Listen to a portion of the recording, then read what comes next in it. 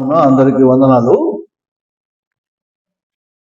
దేవుడు తన కృప చూపి అనుగ్రహం చూపించినటువంటి వాడై తిరిగి ఆయన ఆవరణంలో మనము చేరుటకు దేవుడు సహాయం చేసినాడు. మరొక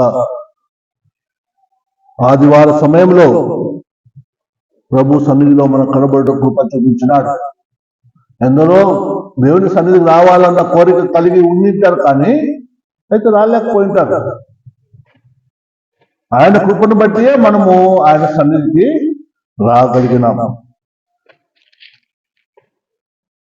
ఈ సమయంలో మనము అపోస్తల కార్యములు 2వ అధ్యాయంలో కొంత భాగాన్ని చదువుకుందాం. మార్చి అపోస్తల కార్యములు 2వ అధ్యాయం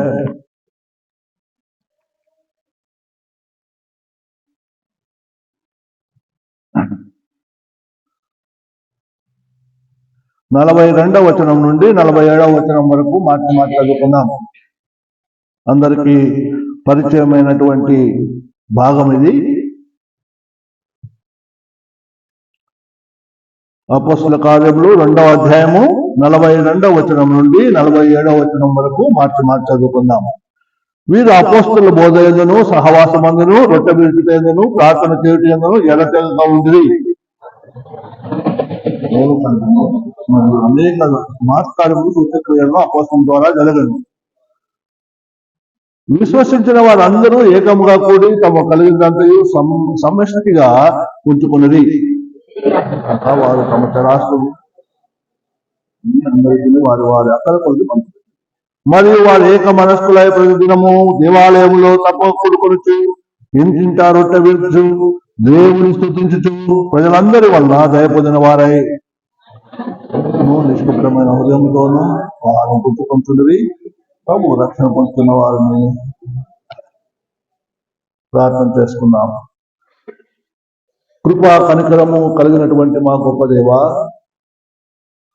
శిలువ కార్యము ద్వారా అనాది కాలం మీ సంకల్పమును మాయడలా నెరవేర్చినటువంటి వాడ, మీ యొక్క అనుగ్రహమునకు మీ యొక్క కృపకు మమ్మల్ని పిలుచుకొని మీ మందిరావరణములో మమ్మల్ని చేర్చినటువంటి వాడ, మీకు వందనస్తులమైన స్తుతులు స్తోత్రం చెల్లిస్తుంటున్నా. నిజముగా మాకు ఆ స్తుతి నొందదగిన దేవుడు మీరే. వేర్పులలో మీ వంటి సముడు ఎవరూ లేరు. మరొకసారి మీ యొక్క సన్నిధానంకు మేము వచ్చి ఉంటున్నాం. కనుక చూపించండి, సహాయం చేయండి. చదవబడిన భాగమును మాపువా మీరు జీవించండి. నేనైతే అపాత్రుడిని అయోగ్యులను ఒప్పుకొంచు ఉంటున్నాను. ఆయన మీ యొక్క మాపువా రక్త ప్రోక్షణ కిందికి నన్ను తీసుకుని వస్తున్నాను. కానీ మాపువా మా పనిలో తండ్రి మీరే మాపువా మీ చాటును ఉంచుకుని మీ చిత్తమును బయలుపరచమని వేడుకుంటున్నాను. కనుక చూపించండి, సహాయం చేయండి.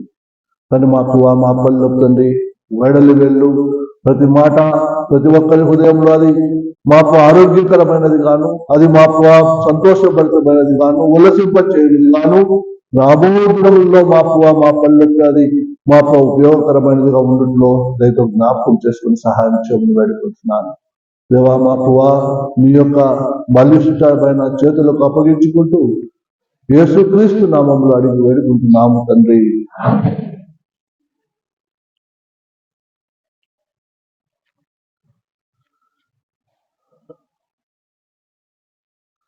చదవబడినటువంటి భాగాన్ని మనం అనేక సార్లు చూసుకున్నాం.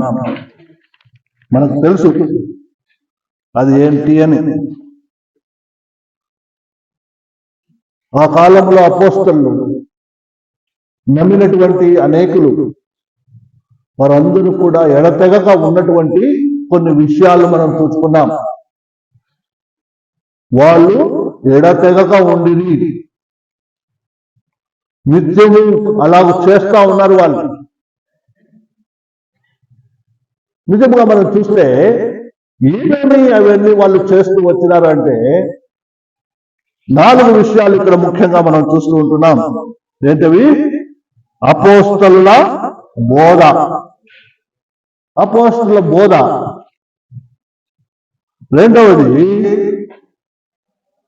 సహవాసం. మూడవది రొట్టె విరుచుట.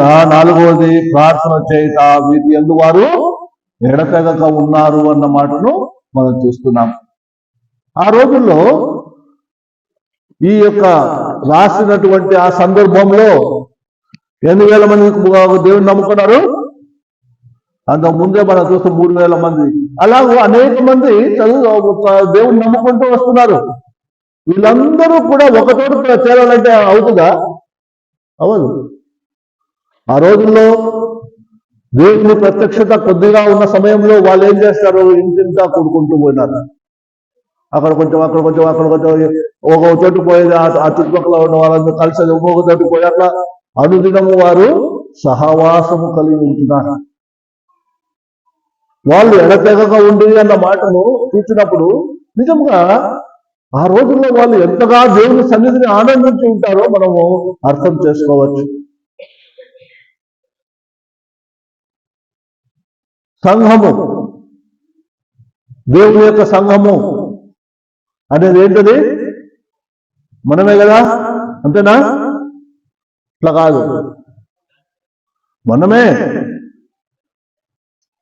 సజీవమైన వాళ్ళతో కట్టబడిన సంఘం అనగా యేసుక్రీస్తు ప్రభు యొక్క రక్తము ద్వారా కడుగబడి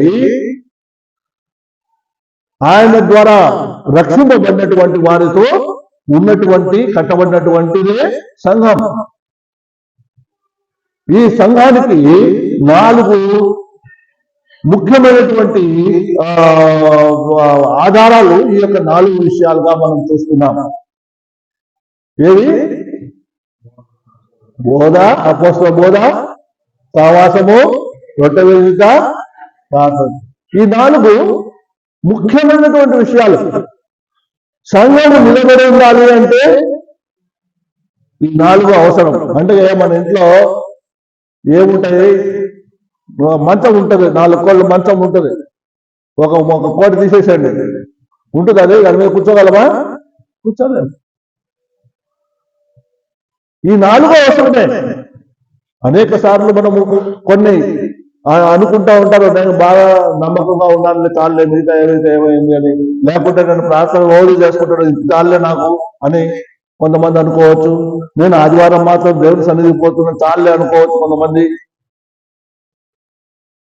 ఇట్లా మనుషుల యొక్క వ్యక్తిత్వంలో అనేకమైన విచారాలు వస్తాయి. అయితే ఈ యొక్క విషయాన్ని మనం జ్ఞాపకం చేసుకోవాలి. ఈ 4 విషయాలు ముఖ్యమైన ఆధారములుగా ఉంటున్నాయి.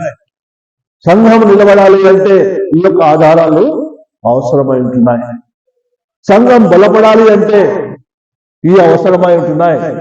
సంఘం అభివృద్ధి చెందాలంటే ఇవి అవసరమై ఉంటున్నాయి. ఆత్మలో మనం ఎదగాలి అంటే ఇవి మనకు అవసరమై ఉంటున్నాయి. దేవుడు ఆ కాలం నుండి కూడా ఇవన్నీ కూడా మనకు చూపిస్తూ వస్తున్నాడు. మనం ఇది కలిగి ఉండాలి, ఎదగాలి. తర్వాత ఏమవ్వాలి? దేవుని ఎదుట మనములో ఆయన సంఘాన్ని ఆయన తీసుకుని వెళ్ళినప్పుడు, ఆయనకు అప్పగించినప్పుడు అది నిందారహితమైనదిగా, నిర్దోషమైనదిగా ఉండాలని దేవుడు కోరుకుంటున్నాడు. ఆ స్థితికి మనం రావాలి అంటే ముందు వీటి యందు మనము ఎడతెగక ఉండవలసిన వారముగా ఉంటున్నాం.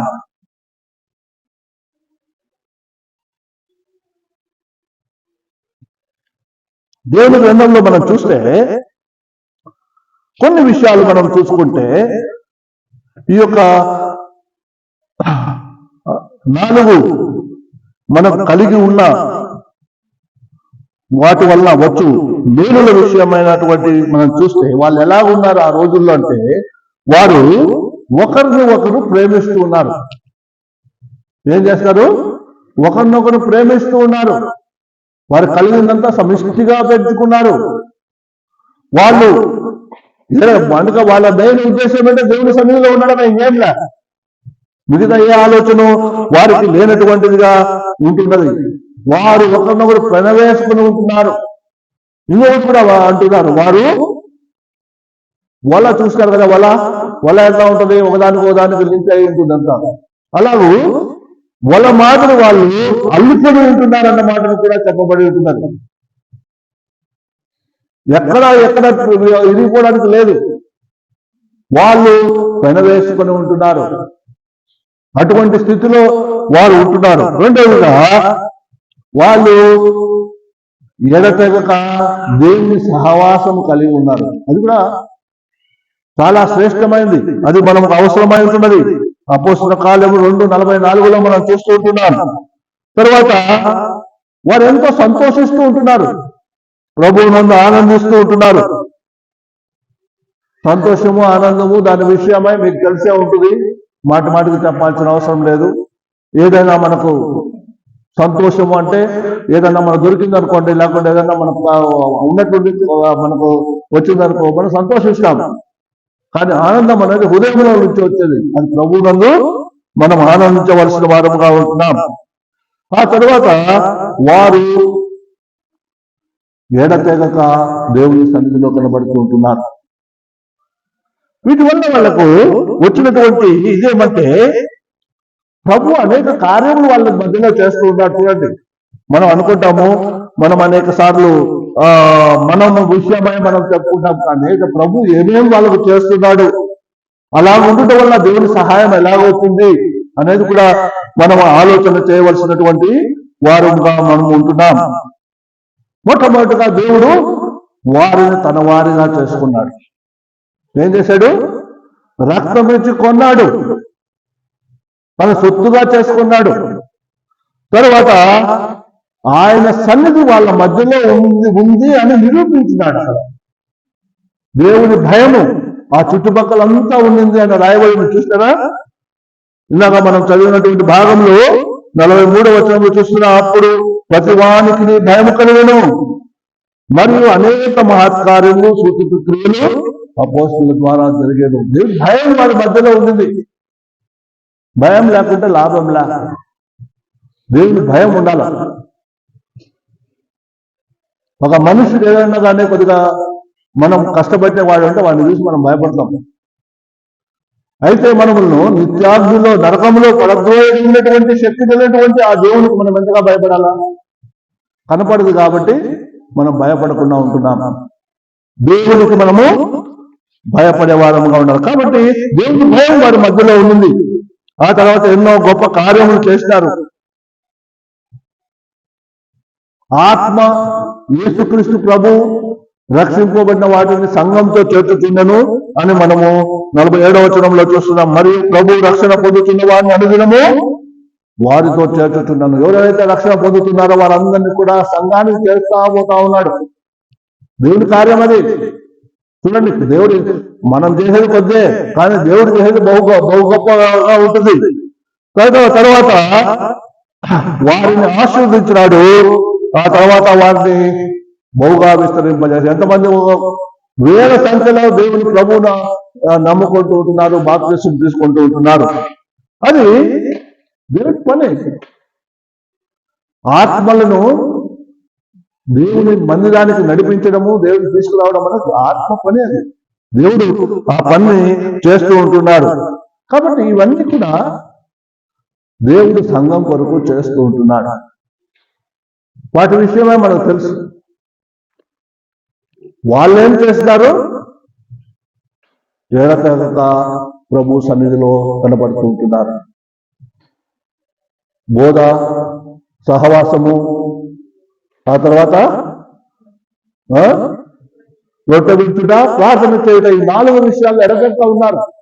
వాళ్ళు చేయాలి, వాళ్ళు చేస్తున్నారు. సమిష్టిగా వాళ్ళు అన్ని ఖర్చు పెట్టుకొని వాళ్ళు దేవుని సన్నిధిలో కనబడుతూ ఉంటున్నారు, సంతోషంతో ఉంటున్నారు. అయితే దేవుని పని దేవుడు చేసుకుంటున్నాడు.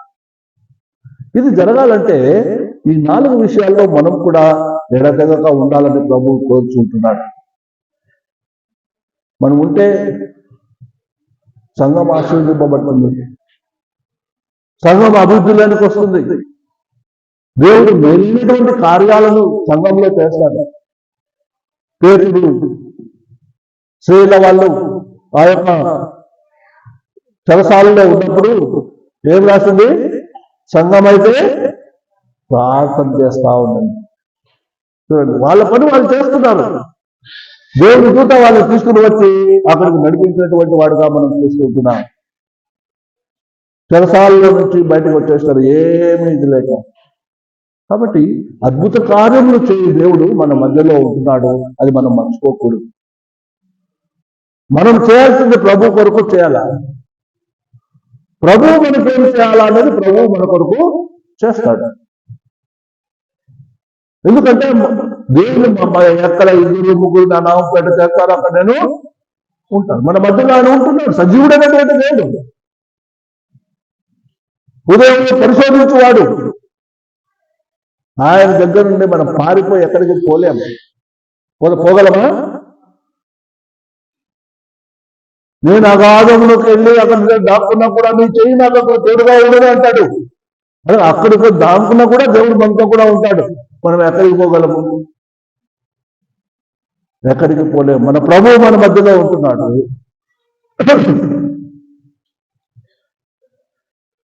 మనం ఆయనకు నమ్మకమైన చర్య కనపరచాలని కోరుకుంటూ ఉంటున్నాడు. ఏ చర్య అది? నమ్మకమైన చర్య. ఏంటది?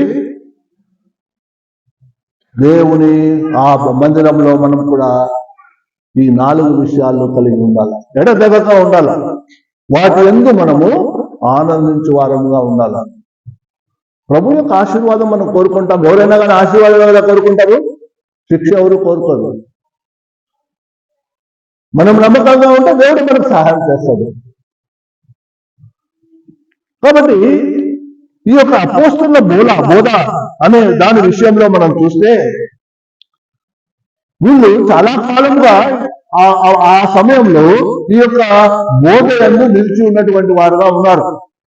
మనం అనుకోవచ్చు అప్పుడే రాసింది లేకుంటే అక్కడ రాసింది అని అనుకోవచ్చు. కానీ అయితే తర్వాత విషయాల్లో కూడా మనం చూస్తే వారు సమాజముగా కూడుట మానక అని రాసింది హెబ్రీ పత్రికలో 10వ అధ్యాయము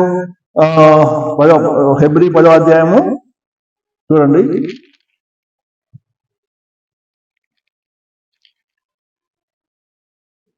24వ వచనం. కొందరు మానుకొనున్నట్లుగా సమాజముగా కూడుట మానక ఒకరినొకరు హెచ్చరించుచు ఆ దినము సమీపించటం మీరు చూచిన కొలది మరి ఎక్కువగా అలాగూ చేయుచు ప్రేమ చూపుటకును సత్కారం చేయుటకును ఒకరినొకరు పురుకోవాలని ఆలోచించము. కొందరు మానుకొనున్నట్లుగా సమాజముగా కూడుట మానుకోకు. సమాజముగా కూడుట వల్ల లాభం ఏంటి? దేవుని వాక్యం వివరింపబడుతుంది. దేవుని వాక్యం చెప్తారు. వాళ్ళు ఏం చేస్తారు? దాన్ని ఏమి యాడ్ చేయలేదు కదా. ఏది ఉన్నది ఉన్నట్లుగా ప్రభు వాక్యమును వివరిస్తారు.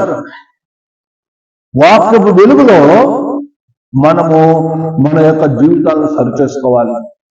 దేవునికి అనుకూలమైనట్లుగా చేసుకోవాలి. అది ప్రియమైనదిగా ప్రభువుకు మనం చేసుకోవాలి. దేవునికి అంగీకార యోగ్యమైనటువంటివిగా చేసుకోవాలి మన జీవితాలు. మనకు అంగీకారం ఉంటే సరిపోదు.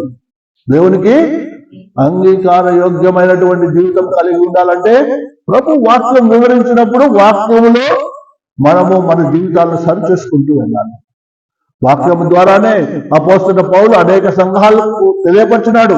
మీరు ఇలాగుండాలి, ఇలాగుండాలి, ఇలా చేయండి అని అనేక వాక్యాలు రాయించి పెట్టాడు. వాటి వలన మనకు మేలు కలుగుతుంది. వాక్యపు వెలుగులో దేవుని యొక్క వాక్యము మనమును శుద్ధి చేసేదిగా ఉంటుంది, పవిత్రపరిచేదిగా ఉంటుంది. వాక్యము దేవుడై ఉంటున్నారని మనం ఎరుగుదు. కాబట్టి ఆ వాక్యపు దీంట్లో మనం రావాల్సిన వారముగా ఉంటున్నాం. కాబట్టి దేవుని సన్నిధిలో మనం వచ్చినాం. ఇక్కడ మనం రాయబడినట్టుగా మొట్టమొదటి 4 విషయాల్లో చూస్తే అపోస్తలుల బోధ గురించినటువంటి కొన్ని మాటలు మనం చూసుకుందాం. అపోస్తలుల బోధ, వారు బోధించినటువంటి బోధ, దేవుని వాక్యమును వారు వివరించిన విధానం,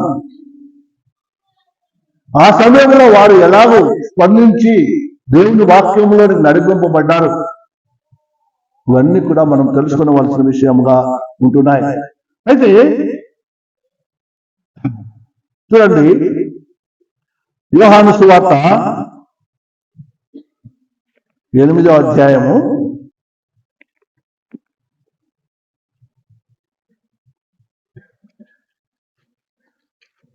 8వ అధ్యాయము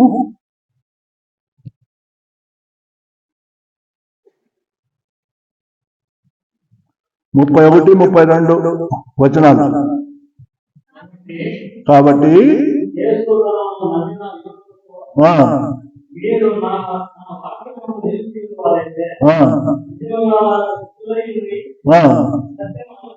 సత్యమును గ్రహించగరు.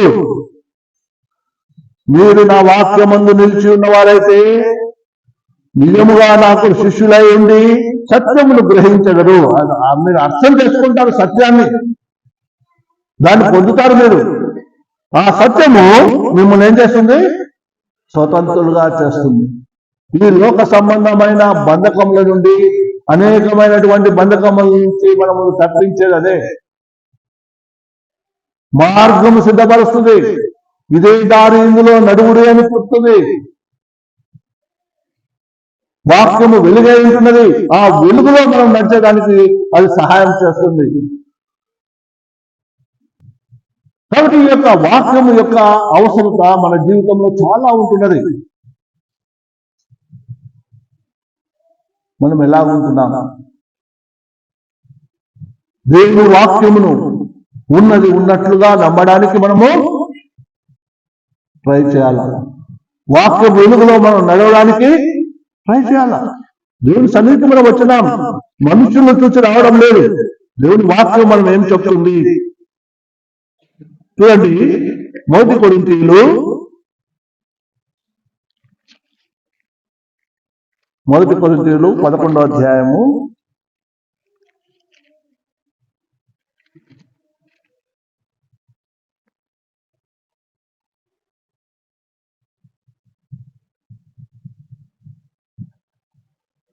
2వ వచనం, 11:2.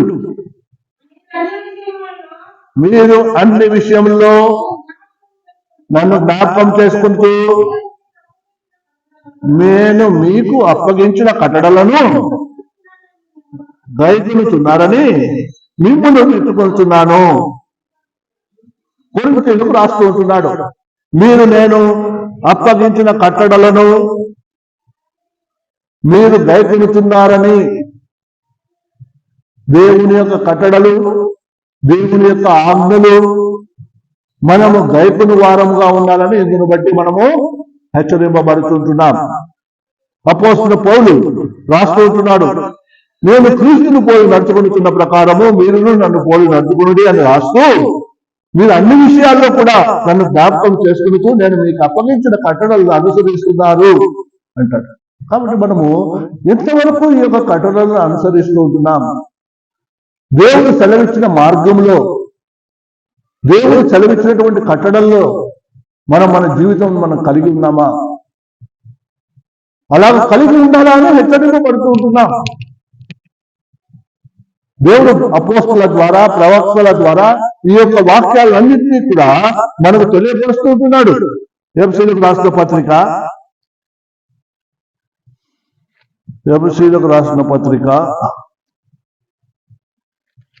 2వ అధ్యాయము 20వ వచనం, క్రీస్తు యేసే ముఖ్యమైన మూలరాయి అయి ఉండగా అపోస్తలులను ప్రవక్తలను వేసిన పునాది మీద మీరు కట్టబడుతున్నారు. ఎక్కడ కట్టబడుతున్నారు మీరు? అపోస్తలు ప్రవక్తలు వేసిన పునాది మీద. ఏ పునాది అది? క్రీస్తు పునాది. మూలరాయి ఆయనే. ఆయన మీద కట్టబడినటువంటి సజీవ రాళ్లుగా మనం ఉండాలి. ఇది ఎక్కడి నుంచి వచ్చింది? అపోస్తలు ప్రవక్తలు వాళ్ళు వేసిన పునాదిగా, వాళ్ళు ఇచ్చినటువంటి వాక్యము, వారు వచ్చినటువంటి దీని మీద మీరు కట్టబడుతుంటున్నారు. యేసుక్రీస్తు ప్రభు వాక్యం అని తెలుసు కదా. యోహాను సువార్త 1వ అధ్యాయంలో మనం చూస్తున్న 1వ వచనం నుండి, ఆయన దేవుడై ఉన్నాడు, వాక్యమే దేవుడు. కాబట్టి ఆ దేవుడు యేసు ప్రభు మీద కట్టబడినటువంటి మన వారం అంటే వాక్యం మీద కట్టబడాలి. అలాంటి కట్టబడినటువంటి వారముగా ఉండాలంటే ప్రభు వాక్యంలో మనము నిలిచి ఉండాలి. వాక్యం యొక్క అనుభవంలో ఎవరిచ్చినారని? అపోస్తలులు ప్రవక్తలు మన కొరకు ముందుగానే రాయించినటువంటి మాటలే. వాటి వల్ల మనం నిలిచి ఉండాలి. ఆ వాక్య వెలుగులో మనం పోల్చిన వారముగా. కొలొస్సీయులకు రాసిన పత్రిక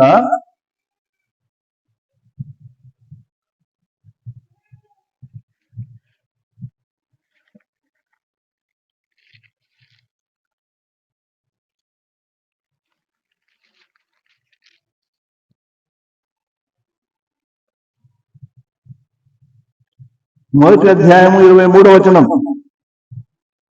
కొలస్సీ మొదటి అధ్యాయం 23వ వచనం. పునాది మీద కట్టబడిన వారై స్థిరముగా ఉండి మీరు విన్నట్లు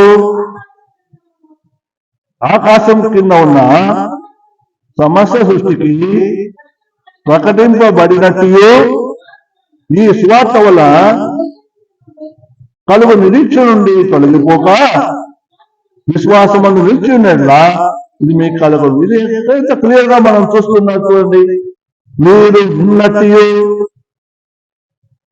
పునాది మీద కట్టబడిన వారే స్థిరముగా ఉండి మీరు విన్నట్టు ఆకాశము కింద ఉన్న సమస్త సృష్టికి ప్రకటింపబడి ఉన్నట్టు ఈ సువార్త వలన కలుగు నిరీక్షణ మీరు కలిగి ఉంటున్నారు. ఏదైతే విన్నారో, ఏదైతే చెప్పబడిందో, ఏదైతే మనం నేర్చుకున్నామో, ఏదైతే మనం తెలుసుకున్నామో వాటి మీద మనం కట్టబడాలి. వాక్యం వచ్చినప్పుడు మంచిగా ఉన్నది మనం తీసుకుంటామో, కొద్దిగా మనకు గుర్తుకుంటే పక్కన పెట్టేస్తాం. దేవుడు మనం సరిచేయాలని మనము ఆ స్తంభంలో ఏదైతే సంఘానికి 4 స్తంభాలుగా ఉంటున్నాయో వాటి అన్ని మనం కూడా ఉండాలని ప్రభు కోరుకుంటున్నాడు. ఈ 4 ఉంటేనే సంఘం స్థిరంగా ఉంటుంది. కాబట్టి మొట్టమొదటైనటువంటి ఈ అపోస్తులైన బోధ యందు అనగా వాక్యమునందు మనం నిలిచి ఉండాలి. చెప్పబడిన వాటి యందు మనము స్థిరంగా ఉండాలి. మరియు 2వ తిమోతి 3వ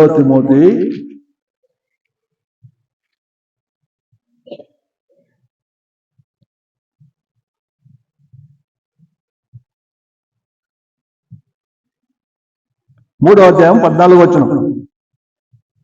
క్రీస్తు యేసునందు ఉంచవలసిన విశ్వాసము ద్వారా రక్షణార్థమైన జ్ఞానము నీకు కలిగించుటకు శక్తిగల పరిశుద్ధ లేఖనములను బాల్యము నుండి నీ వెరుగుదువు గనుక మీరు నేర్చుకుని రూఢి అని తెలుసుకున్నవి ఎవరి వల్ల నేర్చుకుంటేవో ఆ సంగతి తెలుసుకొని వాటి యందు నిలకడగా ఉండము.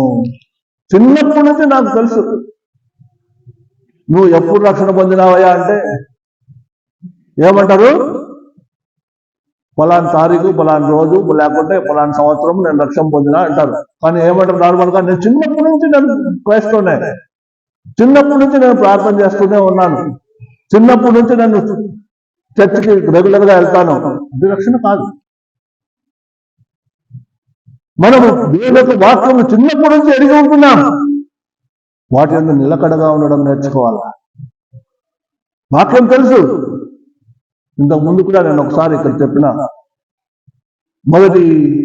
ఈ యొక్క కీర్తనల మొదటి గ్రంథము 1వ అధ్యాయం గురించి ఎంత శ్రేష్టమైన మాటలు ఆ 1వ అధ్యాయంలో ఉన్నాయో, ఒకవేళ దానిని చదివి దాని ప్రకారం ఉంటే చాలా అని అనిపిస్తుంది. అంత మంచి వాక్య భాగాల్లో దేవుడు అక్కడ రాయించినాడు. సఫలత ఒక మనిషికి కావాలి అంటే ఆయన చేయనిదంతయో సఫలమగును అనే ఆ యొక్క ఆశీర్వాదం కిందకి మనం రావాలి అంటే మనం ఎలాగుండాలో రాయబడింది. ఏం రాయబడింది? దివారాత్రములు ధ్యానించాలా. ఏం రాయించాలా? దేవుని వాక్యములే. అదే మనం అర్థం చేసుకోవాలా. దివారాత్రములు దాన్ని ధ్యానించేవాడు ధన్యుడు, వాడు నీటి కాలువలను నాటబడితే ఆకువాడక తన కాలమందు ఫలమిచ్చు వృక్షం వల్లే ఉంటాడు, వాడు చేయనిదంతయో సఫలమగు. ఈ యొక్క ఆశీర్వాదం మనకు కావాలి. కానీ మనం దేవుని వాక్యం ధ్యానించేది మనం లేకపోతే ఎట్లా? కాబట్టి దేవుని వాక్యము ఏదైతే మనం ప్రకటింపబడిందో, ఏదైతే మనం చెప్పబడిందో దాని యందు మనం నిలిచి ఉండాలని హెచ్చరింపబడుకుంటున్నాం. తర్వాత మనం చూస్తే మార్కు సువార్త 4వ అధ్యాయము 16-17 వచనాలు.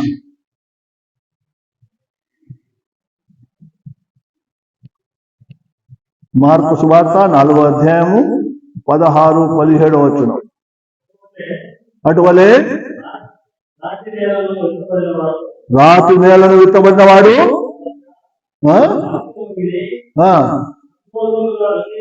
సంతోషంగా అంగీకరిస్తాడు. వాక్యం విని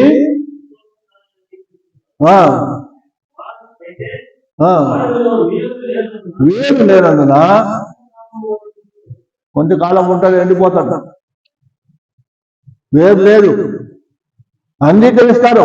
కరెక్టే, రాసింది కరెక్టే, దాన్ని నిలిచి ఉండాలంటే అది మంచి నేలను విత్తబడింది అయితే అది నిలిచి ఉంటారు. లేకపోతే ఏమవుతుంది, ఎండిపోయే స్థితి వస్తుంది. దేవుని వాక్యం వాళ్ళు ఫలించదు.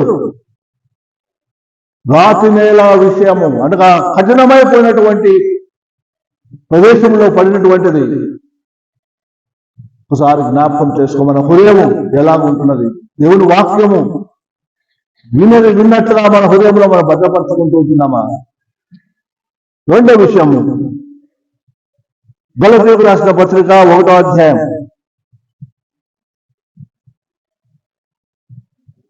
గలతీయులకు రాసిన పత్రిక 1వ అధ్యాయము 6వ వచనం. క్రీస్తు కృపను బట్టి మిమ్మును పిలిచిన వాణిని విడిచి భిన్నమైన సువార్త తట్టుకు మీరు ఇంత త్వరగా తిరిగిపోవుట చూడగా నాకు ఆశ్చర్యమవుతున్నది. చూడండి, సువార్తే, మీకు ఏం రాయబడింది? సువార్తే, భిన్నమైన సువార్త. మిమ్మల్ని పిలిచిన వాణి యొక్క వాణి వదిలిపెట్టి భిన్నమైన సువార్తకు మీరు ఇంత తొందరగా పోతారా? దేవుని వాక్యము మీకు విశదీకరింపబడినప్పుడు ఆ వాక్యం యొక్క వెలుగులో మనం ఉండకుండా భిన్నమైన వాటికి మనం పోవడం అవసరమా? దేవుని వాక్యంలో దేవుని మీద మనం ఆధారపడుతూ ఉంటున్నాం, ఆయన మీద మనం విశ్వాసం ఉంచుకున్నాం. అయితే మన మనసు వేరే దాని మీద కూడా పోతా ఉంటుంది. అనేక విషయాల్లో మనము దారి తొలగినటువంటి స్థితికి వెళ్తాం. 3వ అధ్యాయం 1వ వచనం నుండి మనం చూస్తే, ఓ అవివేకులైన గలతీయులారా అంటున్నాడు. ఎందుకంటే మొదట మీరు ఆత్మానుసారముగా ఆరంభించి ఇప్పుడు శరీరానుసారముగా సంపూర్ణులవుదురా అంటాడు. ఆత్మానుసారముగా ఆరంభించబడినటువంటి స్థితి అక్కడ ఉంటుంది, కానీ శరీరానుసారముగా సంపూర్ణులవడానికే కృషి చేస్తున్నారు. అందుకనే వాడిని అంటున్నాడు, ఓ అవివేకులైన గలతీయులారా అని సంబోధిస్తూ ఉంటున్నాడు. వారి విషయమై ఇక్కడ రాయబడింది, మిమ్మల్ని పిలిచిన వారిని విడిచి భిన్నమైన సువార్త తట్టుకో మీరింత త్వరగా తిరిగిపోవుట నాకు త్వరగా ఆశ్చర్యమవుతుంది. కాబట్టి దేవుని వాక్యాన్ని వినినప్పుడు వాక్యానికి మనము తలొగ్గాలి. వాక్యం యొక్క వెలుగులో మనం నడవడానికై మనం ముందుకు సాగాలి. వాటి యందు ఎడతెగక ఉన్నారు వాళ్ళు. ఎందుకంటే రోజు దాని యొక్క అభ్యాసంలో ఉంటున్నారు దేవుని వాక్యం. అందుకనే చిన్నపిల్లల విషయంలో కూడా రాయబడి ఉంది, వారు చిన్నపిల్లలుగా ఉండగానే వారు కూర్చున్నప్పుడు, లేచినప్పుడు, నడిచినప్పుడు, పండుకున్నప్పుడు దేవుని యొక్క వాక్యాలను వారికి మనము నేర్పించాలని. సమయం లేదు అక్కడ, పలానా సమయంలో నేర్పించాలని. సమయంలోనూ అసమయంలోనూ వారికి దేవుని యొక్క వాక్యములు నేర్పిస్తూ ఉండాలి. ఇది దేవుని యొక్క ఆజ్ఞాది. అలా ఉన్నప్పుడు వారు ఆ వాక్యమందు వాళ్ళు నిలిచి ఉంటారు. కాబట్టి దేవుని యొక్క వాక్యాన్ని మనము నిర్లక్ష్యం చేయకూడదు. ఎంతో మంది నిర్లక్ష్యం చేసి పడిపోయినటువంటి వారుగా ఉంటున్నారు. విశ్వాసం నుండి తొలగిపోయి వారు తమ విశ్వాసం కోల్పోయినటువంటి వారు ఉంటున్నారు.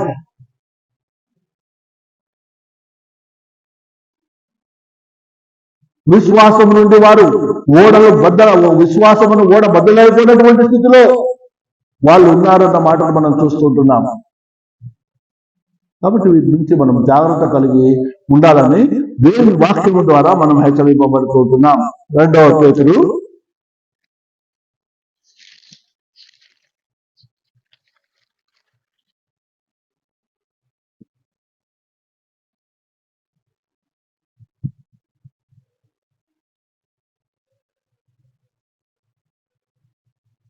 3వ అధ్యాయము మొదటి 2 వచనాలు. ప్రియులారా, ఈ 2వ పత్రిక మీకు ఇప్పుడు రాయిస్తున్నాను. పరిశుద్ధ ప్రవక్తల చేత పూర్వమందు పలకబడిన మాటలను ప్రభువైన రక్షకుడు మీ అపోస్తుల ద్వారా ఇచ్చిన ఆజ్ఞను మీరు జ్ఞాపకం చేసుకున్న వలనను విషయమును మీరు జ్ఞాపకం చేసి నిర్మలమైన మీ మనస్సులను రేపుతున్నాను. చూడండి, పేతురు అపోస్తలుల యొక్కయు లేకపోతే ప్రవక్తల యొక్కయు మాటలను వారి దేవుని యొక్క ఆజ్ఞలను వారి జ్ఞాపకం చేసి వారి నిర్మలమైన మనస్సును రేపుతున్నానంటున్నాడు. మన హృదయంలో ఆ యొక్క ఉత్తేజం రావాలి. దేవుని యొక్క వాక్యం విని మనం ఇప్పుడు చదవకున్నటువంటి భాగం ఉంది కదా, అపోస్తలుల కార్యం 2వ వచనం 2వ అధ్యాయంలో వారు యేసుక్రీస్తు ప్రభు యొక్క సువార్త ప్రకటింపబడినప్పుడు ఏమైంది? వారి హృదయంలో వారు నొచ్చుకున్నారని లోపల పనిచేసింది. అది మేమేం చేయాలి ఆ రక్షణ కొరకు అంటే బాప్తిసం పొందమని. ఎంతమంది? వేల సంఖ్యలో. ఎట్లాగే కార్యము దేవుని వాక్యము అది ప్రబలమే రాబడి ఉంది. దేవుని నమ్మినటువంటి వారు అనుదినము వారితో చేర్చబడుతుందనే రాబడి ఉంది. దేవుని కార్యం దేవుడు చేస్తున్నాడు, దేవుని వాక్యం పనిచేస్తుంది వారి హృదయంలో. కాబట్టి ఈ యొక్క వాక్యము ఏది? అపోస్తలులు ప్రవక్తలు వారు ఇచ్చినటువంటి ఆజ్ఞలను జ్ఞాపకం చేస్తున్నా, నిర్మలమైనటువంటి మీ మనసును రేపుతున్నాను. కొంతమంది వస్తారు, నేను చిన్నప్పటి నుంచి చెప్పేదే ఇప్పుడు చెప్పుతున్నారన్న మాట కూడా వస్తుంది. నేను చిన్నప్పటి నుంచి చెప్పేదే ఏం చెప్తున్నారు ఇప్పుడు కూడా. ఏం కొత్త ఉంది దీంట్లో? అదే దాని తర్వాత అపోస్తలుడు పౌలు రాసు, అంత్య దినములో అపహాసకులు వచ్చి ఆయన రాకను కూర్చున్న వాగ్దానం ఏమయ్యను? ఇతరులు నిద్రించను మొదలుకొని సమస్తము సృష్టి ఆరంభమవుతున్నట్లే నిలుచున్నదే అని చెప్పుదులను మొదట మీరు తెలుసుకున్న వాళ్ళు. ఎప్పటి నుంచో ఉండేది, ఇప్పుడు కూడా అదే ఉంది కదా. మా పితరులు చూస్తుంటే ఇప్పుడు మేము చూస్తున్నాం కదా. ఏం అవ్వలేదు. దేవుని రాకడ వస్తుందని అప్పుడు అన్నారు, ఇన్ని వేల సంవత్సరాలు అయిపోయింది ఇప్పుడు కూడా అంటున్నారు. అపహాసకులు అపహసించు వచ్చి అంటారన్నమాట మనం చూస్తాం. దేవుని ఒక వాక్యాన్ని వాళ్ళు అపహసిస్తారు. అయితే దేవుని కృప అధికమవుతూ ఉంటున్నది. కృప విస్తరించినప్పుడు, ఆ పాపం విస్తరించినప్పుడు ఆయన కృప కూడా విస్తరిస్తుంది. ఎవరు నశించాలని దేవునికి ఇష్టం లేదు. అందుకనే ఆయన తన రాకడను గురించి ఆలస్యము చేయుచున్నాడు అని రాయబడి ఉంది. చూడండి,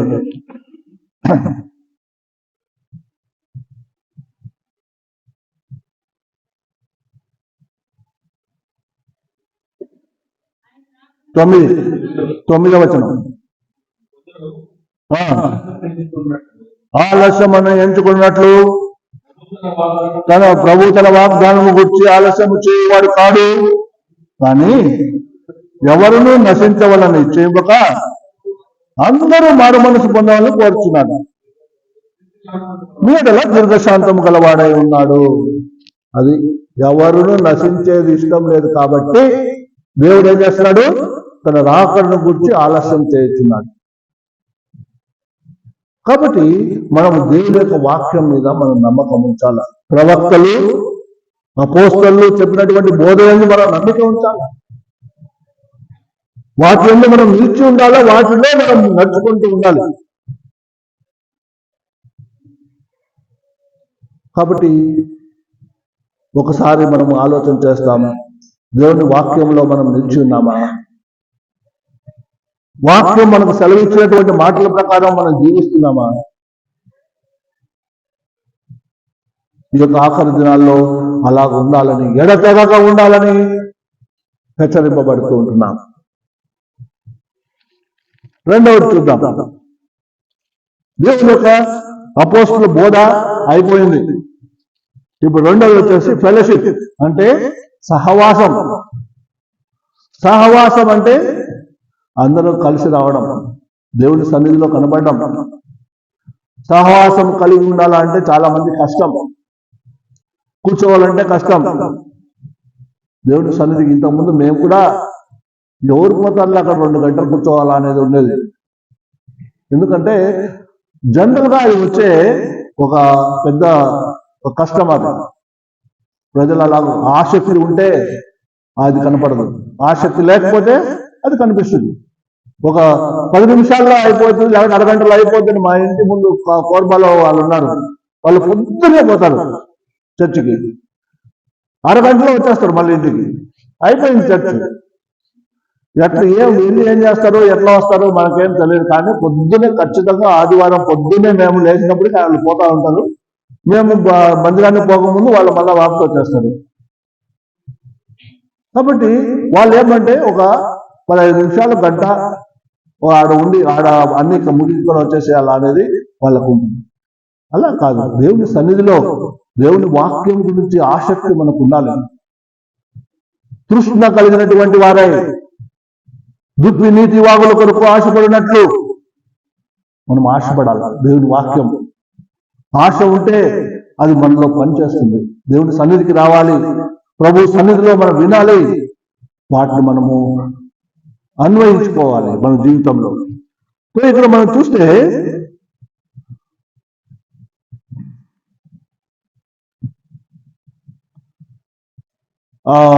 దావీదు ఒక మాట అంటాడు చూడండి, కీర్తన గ్రంథము 119:63 చదవండి.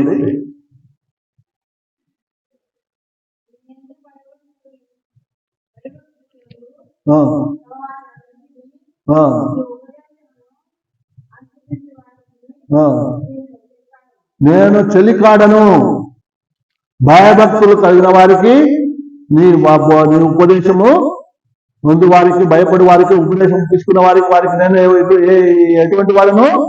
చెలికాడను. చెలికాడు అంటే ఏంటి? ఫ్రెండ్ కన్నా ఎక్కువ. ఎవరుంటారు, ఎక్కడుంటారు? కొద్దిగా టైం దొరికితే ఫ్రెండ్ దగ్గరికి వెళ్ళిపోతారు. ఎవరైనా కానీ చూస్తూ ఉంటారు. మీరు చిన్నపిల్లల విషయంలో మరి ఎక్కువ. 5 నిమిషాలు టైం దొరికితే వెంటనే వాళ్ళ ఫ్రెండ్ దగ్గరికి వెళ్ళిపోతారు. కాబట్టి ఫ్రెండ్షిప్ చెలికాడు నేను అంటాడు.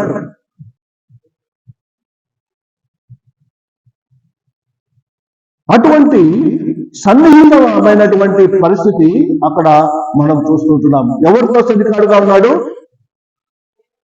ఆయన ఎందుకు భయభక్తులు కలిగిన వారితో, ఆయన ఆజ్ఞలను అనుసరించి వారితో, ఆయన మీద నమ్మిక ఉంచిన వారితో మనం చెలికాడు వలె ఉండాలి. అది సహవాసము.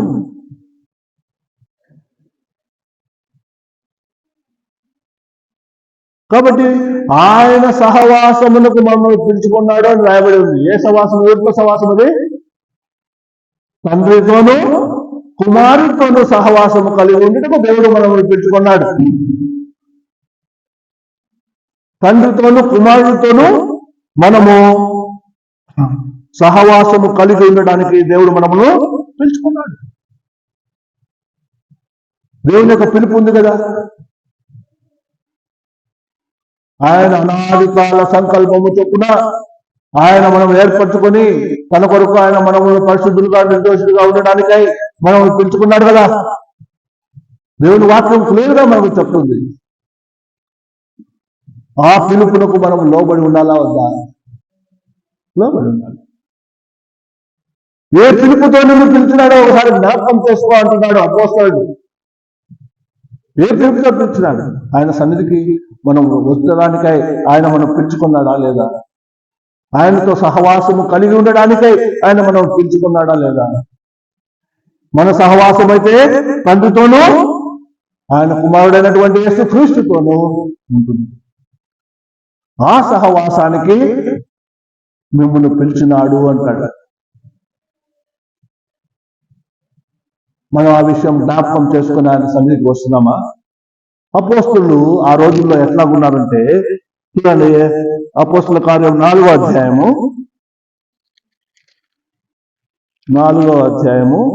23వ వచనం. వారు విడుదల నుండి వారు తమ స్వజనుల ఎదుకు వచ్చి ఆ, ఆ, ఆ. చూడండి, వారు ఏక మనస్సుతో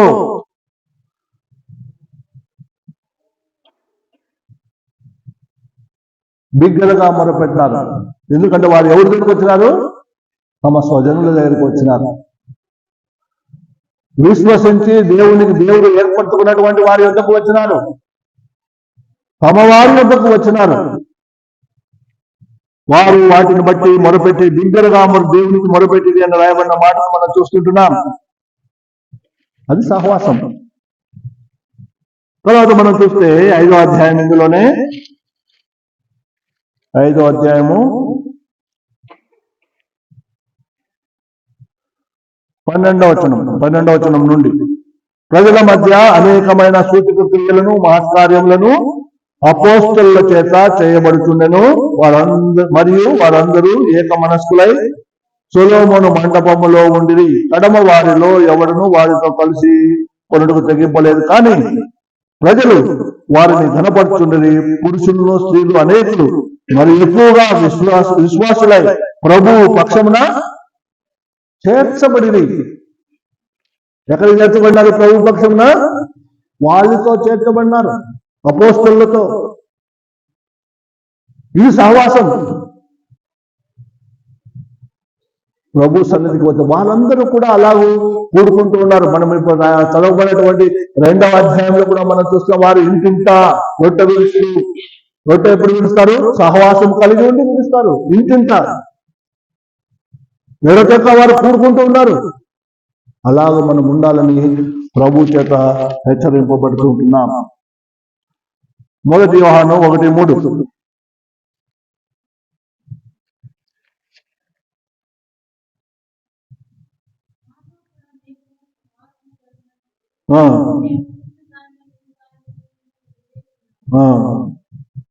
మన సహవాసం అయితే తండ్రితో కూడాను ఆయన కుమారుడైన యేసుక్రీస్తుతో కూడాను ఉన్నది. మాతో కూడా మీకును సహవాసము కలిగి ఉండటకు మేము చూసిన దాన్ని విన్నదాన్ని మీకు తెలియజేస్తున్నాము. ఏదైతే విన్నామో, ఏదైతే చూస్తున్నామో వాటిని మీకు తెలియజేస్తున్నాం. ఎందుకంటే మన సహవాసం ఎవరితో ఉంది? తండ్రితోనూ కుమారుడు యేసుక్రీస్తుతో కూడా ఉంటున్నది. ఆ సహవాసమునకు దేవుడు మనల్ని పిలుచుకొని ఉంటున్నాడు. హెబ్రీయులకు రాసిన పత్రిక, ఇందాక మనం చూసుకున్నాం. హెబ్రీయులకు రాసిన పత్రికలో సమాజముగా కొందరు మానుకొనినట్లుగా సమాజముగా కూడుట మానుకొనక అని మనం చూస్తున్నాము. కాబట్టి సమాజముగా కూడుట మనం మానకూడదు. మలాకి రాసిన మలాకి గ్రంథము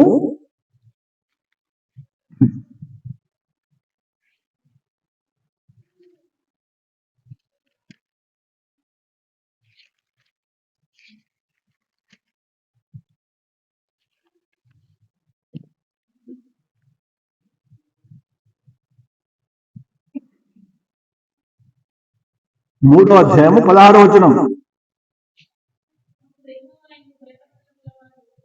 అప్పుడు యెహోవా యందు భయభక్తులు గలవారు ఒకరితో ఒకరు మాట్లాడుకుంటుండగా యెహోవా చెవియొగ్గి ఆలకించెను. మరియు యెహోవా యందు భయభక్తులు కలిగి ఆయన నామము స్మరించుతూ ఉండి వారికి జ్ఞాపకార్థము గ్రంథము ఆయన సముఖమందు రాయబడెను. ఇక్కడ మనం చూస్తే యెహోవా యందు భయభక్తులు గలవారు ఒకరితో ఒకరు మాట్లాడుకుంటుండగా ఆయన చెవియొగ్గి ఆలకించెను అన్న మాటను చూస్తున్నాము.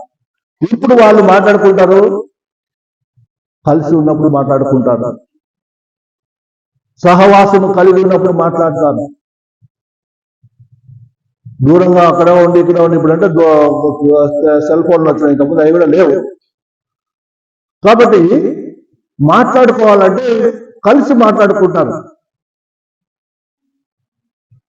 ఈ యొక్క విషయమై మనము జాగ్రత్త కలిగినటువంటి వారముగా మనం ఉండాలి. ఫిలిప్పీయులకు రాసిన పత్రిక 1:5.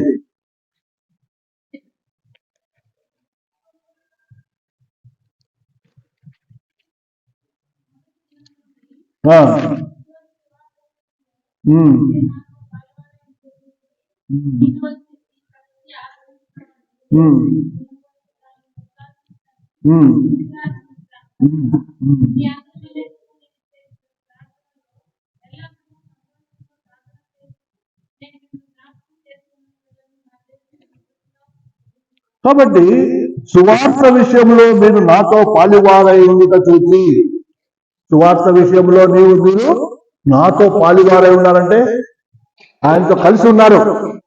సువార్త విషయంలో ఆయనతో కలిసి ఉన్నటువంటి వారిని బట్టి ఆయన ఏం చెప్తున్నాడు, ఈ సక్రియ ఆరంభించిన వాడు యేసుక్రీస్తు దినం వరకు దాన్ని కొనసాగించడం రూఢిగా నమ్ముతున్నాను. యేసుక్రీస్తు ప్రభు యొక్క దినం వరకు అది కొనసాగాలి, కలిసి ఉండాలి. కాబట్టి సహవాసం కలిగి ఉండడం వల్ల ఎన్నో అద్భుతమైనటువంటి మేలులు మనము దేవుని గ్రంథంలో చూడవచ్చు. అవన్నీ చూడాలంటే మనము రేపు పొద్దున వరకు కూడా ఇక్కడ కూర్చొని ఉండవచ్చు. సో ఇది అది ముగిస్తాం. మూడవది, ఒకటేమైంది, ఫస్ట్ది అపోస్తుల బోధ అయిపోయింది. రెండవది సహవాసం మనం కలిగి ఉండాలని నిశ్చయించుకుందామా లేదా? సహవాసం కలిగి ఉండటం వల్ల వచ్చు మేలులు ఇంతవరకు చాలా చెప్పినా, ఇవన్నీ మీకు అర్థమై ఉంటే కలిగి ఉండడానికై మనము ప్రయాసపడతాం. వాళ్ళు ఏమైనా ఎడతెగక ఉండేది, అది ముఖ్యమైనది. మూడవది బ్రెడ్ బ్రేకింగ్, రొట్టె విరుచుట. రొట్టె విరుచుట అనే దానికి మనం చూస్తే అపోస్తల కార్యములు 20వ అధ్యాయం.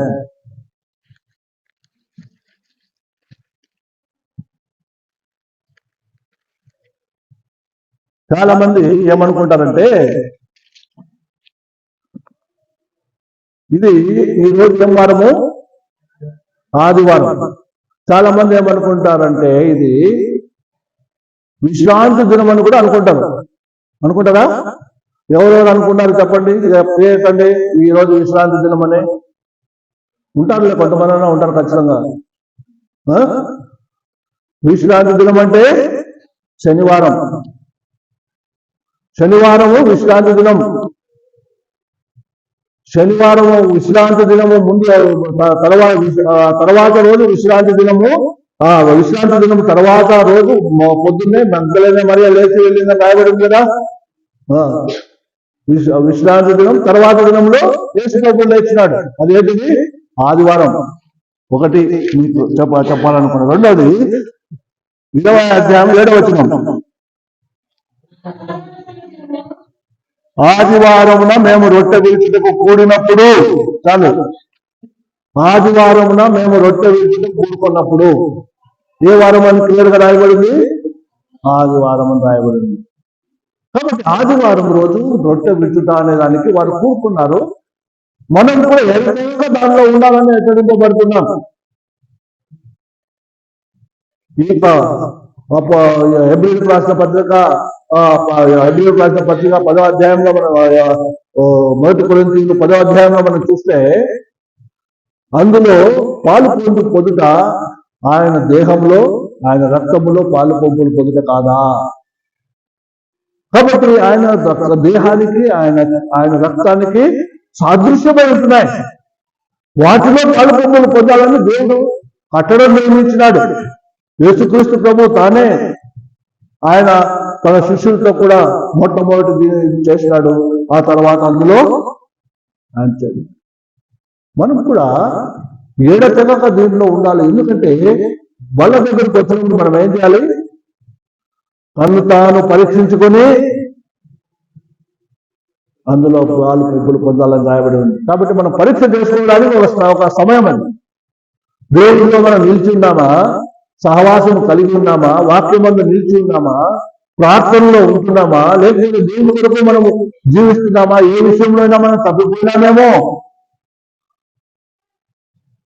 యోగు తన జీవితంలో అదే తన పిల్లలు వారి హృదయంలో ఒకవేళ దేవుని దూషించరేమో అని అనుదినము బలిరక్తం కింద వాళ్ళని తీసుకుని వచ్చేవాడు. మనకు కూడా అదే విషయం ఉండాలి.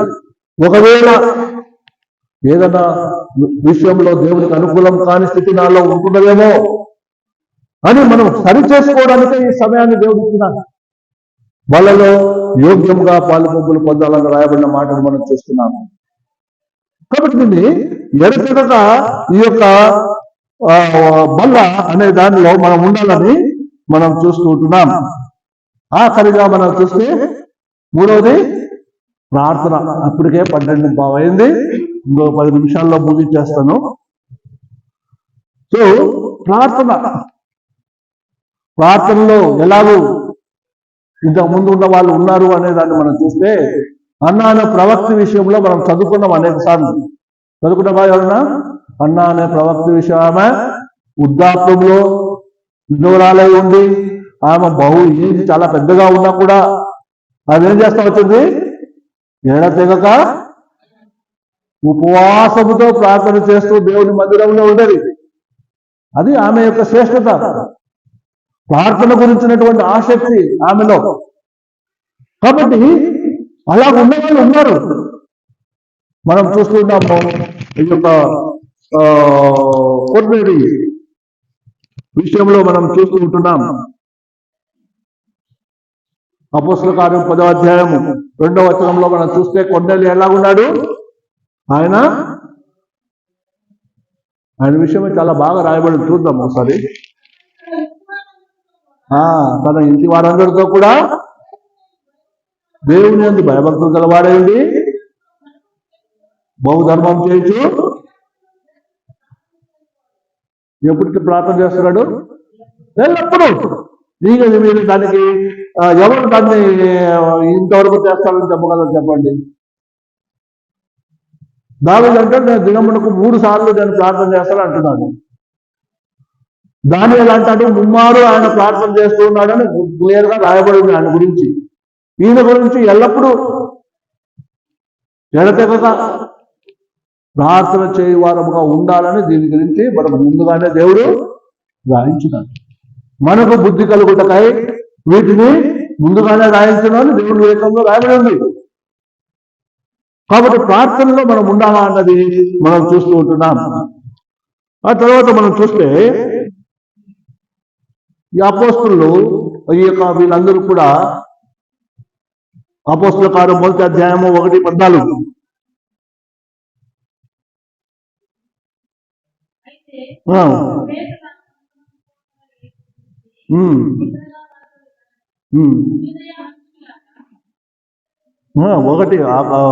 అపోస్తల కార్యములు 1:14 వీళ్ళందరూ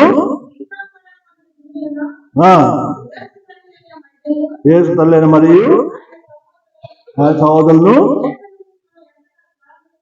ఏక మనస్సుతో ఎడతెగక ప్రార్థన చేయించింది. ఇది మన ముఖ్యమైన ఉద్దేశం. ఏక మనస్సుతో ప్రార్థన చేయించుండిరి. తర్వాత రోమీయులకు రాసిన పత్రిక 12వ అధ్యాయము, రోమీయులకు రాసిన పత్రిక 12వ అధ్యాయము 11, 12 వచనాలు. ఏం కాక ఉండండి. ఆసక్తి విషయంలో మాందులు కాకుండా ఉండాలి. ఆసక్తి లేకపోతే ఏం చేయలేము. అందుకనే క్లియర్గా రాయబడి ఉంది, ముందుగానే రాయించాడు దేవుడు. ఆసక్తి విషయంలో మాందులు కాక ఆత్మయందు తీవ్రత గలవారై ప్రభువును సేవించుడి, నిరీక్షణ గలవారై సంతోషించుచు, శ్రమయందును ఓర్పు గలవారై ప్రార్థన యందు పట్టుదల కలిగి ఉండుడి. చూడండి, ఆసక్తి విషయంలో మాందులో అవ్వకుండా మనం చూసుకోవాలి. ప్రార్థన విషయంలో మనం ఎలాగ ఉండాలి? పట్టుదల కలిగి ఉండాలి. ఇవి ఉన్నప్పుడే ప్రభువులో మనము ఎదగలం. సంఘం సరిగా ఉంటుంది అంటే కాదు, ఒక స్థిరమైనదిగా ఉండాలి అంటే ఒక దానికి ఉన్న ఒక కాలు, అది ఈ యొక్క ప్రార్థన. ఇది కలిగి ఉండాలి. మనం స్థిరంగా ఉండాలంటే, బాగుండాలంటే ఇది బాగుంటే అది బాగుంటుంది. జాగ్రత్త కలిగిన వారమై ఉండాలని ఎఫెసీయులకు రాసిన పత్రిక 6వ అధ్యాయం 18 ఇది ఇంకా ఎక్కువ చూడండి ఎంత బాగుందో. 6:18 ఆత్మ వలన ప్రతి సమయమందును ప్రతి విధమైన ప్రార్థనను విజ్ఞాపన చేస్తూ పూర్ణమైన పట్టుదలతో విజ్ఞాపన చేయుచు మెలకువగా ఉండండి. పూర్ణమైన పట్టుదలతో విజ్ఞాపన చేయుచు ఉండాలి. ఎప్పుడు? ఆత్మ వలన ప్రతి సమయమందును. ఏ సమయంలో అంటే నేను ఎవరేం చెప్పగలరు? కాబట్టి ప్రార్థనలో మనం ఉన్నప్పుడు దేవుని యొక్క అద్భుతాలు మనం చూడు. ఆ రోజుల్లో వారు అలా ఉన్నారు, ఎడతెగక ఉన్నారు, ప్రార్థన చేస్తూ ఉన్నారు, దేవుడు వారికి తోడై ఉన్నారు, ఆత్మ నమ్మినటువంటి వారిని వాళ్ళు చేరుస్తూ ఉండింది, దేవుని భయం వారి మధ్యలో ఉండింది. ఎంత ఆశీర్వాదం అండి! ఒకటి చదువుతూ ఉంటే చిన్న భాగమే కానీ అన్ని ఆశీర్వాదాలు వారికి వస్తూ ఉంటున్నాయి. అలాగే మనం ఉండాలంటే దీనిలో మనము నిలిచి ఉండాలని మనము కోరుకుంటున్నాం.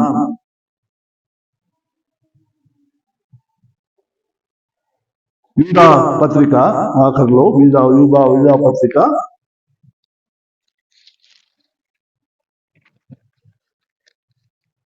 ప్రకటన ముందుంటుంది. వీజా పత్రిక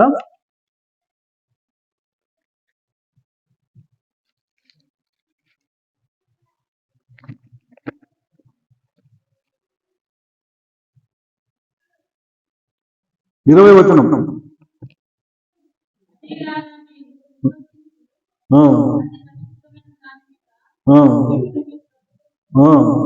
పరిశుద్ధాత్మలో ప్రార్థన చేయొచ్చు. నిత్య జీవాత్మైన మన ప్రభువు యేసుక్రీస్తు కనికరము కొరకు కనిపెడుతూ దేవుని ప్రేమలో నిలిచినట్లు కాచుకొని ఉండి. కాబట్టి కాచుకొని ఉండాలి. మనం ప్రార్థన చేయొచ్చు, కాచుకొని ఉండాలి. ఎన్ని విషయాలు మనం చూసుకున్నాం కదా. కాబట్టి మొట్టమొదటిది అపోస్తుల బోధ, దేవుని వాక్యము బోధ నుంచి ఉండాలి. రెండవది సహవాసం కలిగి ఉండాలి. అందుకే ఆయన మనం పిలుచుకున్నాడు. మూడవది రొట్టె విరుచుటకు వీచుటకు మనము ఎడతెగక ఉండాలి. నాలుగవది ప్రార్థన చేయటం. ఇవన్నీ ఇలా ఉన్నప్పుడు మనము చెప్పబడినటువంటి వాక్యాలకు మనము అప్పగించుకోవాలా వద్దా? దేవుని వాక్యం చెప్పినప్పుడు పెడచెవిని పెట్టినే అని ఒకటి ఉంది. దేవుని వాక్యం చెప్పినప్పుడు పెడచెవిని పెట్టినారంటే వాళ్ళు విన్నారు కానీ దాన్ని పట్టించుకోలే. అట్లాంటి వాళ్ళు కూడా ఉంటారు. ఆత్మ సంబంధమైన ఆశీర్వాదం ఎలాగొస్తుంది వాళ్ళకు? అందుకనే హెచ్చరింపబడుతున్నాం. దేవుని వాక్యంలో అనేక చోట్ల చాలా విషయాలు రాయబడి ఉన్నాయి. ఏదైతే సెలవిచ్చినాడో వాటిని మనము అన్ని విషయాల్లో చక్కగా జరిగించాలని రాయబడి ఉంది. ఒక్కొక్కసారి మనం తప్పిపోతాము, సరి చేసుకోవాలి. అందుకనే బల్ల ఎదుకు వస్తాము. ఆసక్తి కలిగినటువంటి వారమై ఎడతెగక వీటి యందు మనం నిలిచి ఉండాలని హెచ్చరింపబడుతుంటాం. దేవుని గ్రంథంలో ఉన్నటువంటి కొన్ని విషయాలు ఒక 2 నిమిషాలు నేను ఇంకా తీసుకుంటాను. అది పోయినసారి చెప్పాలని అనుకున్నాను కానీ చెప్పలేకపోయాను, టైం సరిపోలే, ఇప్పుడు ఎక్కువైంది. అయినా కానీ మొదటి కొరింథీయులకు రాసిన పత్రిక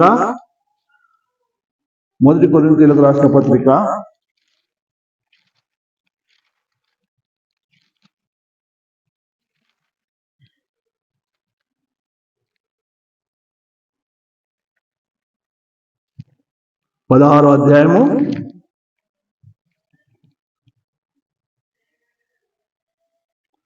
16వ వచనం. కాబట్టి సహోదరులారా, అట్టి వారికి పనిలో సహాయం చేయొచ్చు ప్రయాసపడుతూ ఉండు వారందరికీ మీరు వీళ్ళే ఉండవాలని మిమ్మల్ని బతిమాలుకొనుచున్నాను. చూడండి ఎంత క్లియర్ గా, ఎవరు వీళ్ళు? పరిశుద్ధులకు పరిచయం చేయుటకు తమ తాము అప్పగించుకొని ఉన్నారని మీకు తెలియను.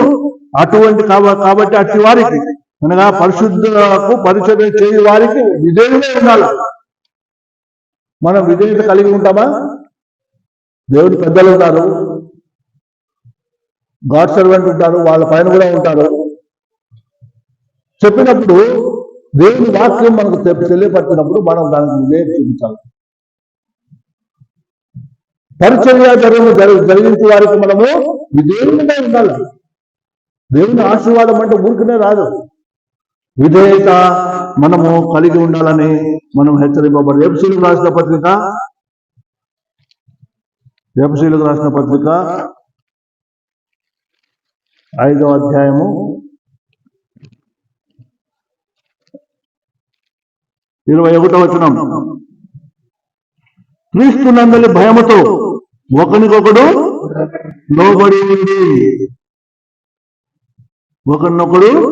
లోబడి ఉండడి.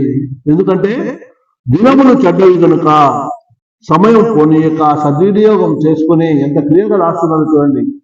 ఒకరినొకడు లోబడి ఉండాల. అది మనకు అవసరమైన. హెబ్రీయులకు రాసిన పత్రిక 13:17.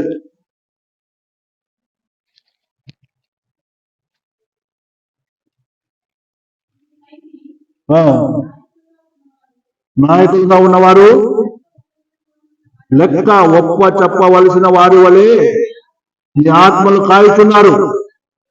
వారు దుఃఖముతో ఆ పని చేసినట్లా మీకు నిష్ప్రయోజనం కనుక దుఃఖంతో కాక ఆనందంతో చేయనట్లు వారి మాట విని వారికి లోబడి ఉండి. దేవుని పని చేయని వారు ఎవరైనా సరే వారు దుఃఖంతో పనిచేస్తే మనకేం లాభం ఉండదు, మనకు ఆశీర్వాదం ఉండదు. వారు దేవుని పని చేస్తున్నారు కాబట్టి వాళ్ళు లెక్క అప్పచెప్పవలసిన వారుగా ఉంటున్నారు కాబట్టి మీకు నిష్ప్రయోజనము కనుక దుఃఖముతో కాక ఆనందముతో చేయనట్లు వారు ఆనందంగా దేవునికి పని చేయనట్లు వారి మాట విని వారికి లోబడి ఉండాలి కదా. దేవుని వాక్యానికి మనం లోబడాలా వద్దా?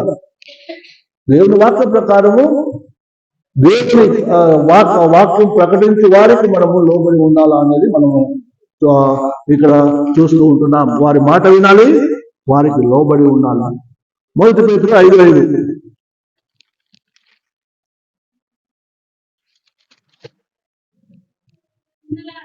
పిల్లలారా పెద్దలకు లోబడి మీరందరూ ఎదుటి వాని వేదలా దీన మనస్సు అని వస్త్రం ధరించుకుని మిమ్మల్ని అలంకరించుకోండి. చూడండి, పెద్దలకు లోబడి ఉండి. ఈ లోబడి ఉండడం అనేది మనం నేర్చుకోవాలి. దేవుని వాక్య ప్రకారం మనం నడుచుకోకపోతే ఆశీర్వాదం మనకు రాదు. దాంట్లోనే మనం తగ్గించుకొని అప్పగించడం ద్వారా ఆశీర్వాదం మనకు వస్తుంది. ఈ యొక్క ఆశీర్వాదముల యొక్క అనుభవముల గురించి నేను రాస్తూ, అనగా దేవుడు శుభ వాగ్దానములు ఏదైతే ఇచ్చినాడో వాటిని మాకు చేసినామని చెప్పినటువంటి మాటను బట్టి ఇలాగ మనం ఉండాలని పోయినసారి చెప్పాలనుకున్నా.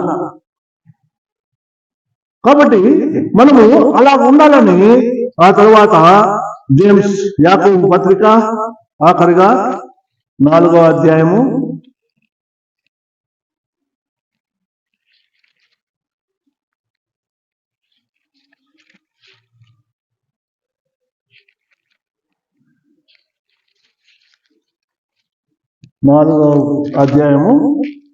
7వ వచనం. కాబట్టి దేవునికి లోబడి ఉండుడి, అపవాది ఎదిరించుడి, మీ ఎదుటి పారిపోను. ఇక్కడ ఏముంది? దేవునికి లోబడి ఉండుడి. దేవునికి మనం లోబడి ఉండాలని అన్ని విషయాల్లో, అనగా ఆయన మాట విని అన్నింటిలో మనం సబ్మిట్ చేసుకోవాలా. దేవుని వాక్యము ఏదైతే మనకు తెలియపరచబడిందో దానికి మనము అప్పగించుకోవాలి. వాక్యంలో మనం నిలిచి ఉండాలి. వాక్య ప్రకారం మనం వెళ్ళినప్పుడు మనం ఆశీర్వదింపబడతాము. ఆ ఆశీర్వాదం, దేవుడిచ్చే ఆశీర్వాదం బహు గొప్పదిగా ఉంటాయి. అవి మనము మాటల్లో చెప్పాలంటే మనం చెప్పలేము. కాబట్టి అది ఇహలోక సంబంధమైన ఆశీర్వాదం, పర సంబంధమైన ఆశీర్వాదం ఉంటుంది. ఎఫెసీయులకు రాసిన పత్రిక 1వ అధ్యాయము 3వ వచనంలో మనం చూస్తున్నాం, ఆత్మ విషయంలో పరలోక సంబంధమైన ప్రతి ఆశీర్వాదము దేవుడు మీకు అనుగ్రహించును. కాబట్టి ఈ యొక్క ఆశీర్వాదములు పర సంబంధమైనవి కూడా మనకు అనుగ్రహించడానికి దేవుడు సమస్తం సమకూర్చాడు. కాబట్టి నిలిచి ఉందాం, నిలకడగా ఉందాం. ఎడతెగక వీటిని మనం అనుసరిస్తాము. ప్రభు ఆశీర్వాదం అనుకుంటాం.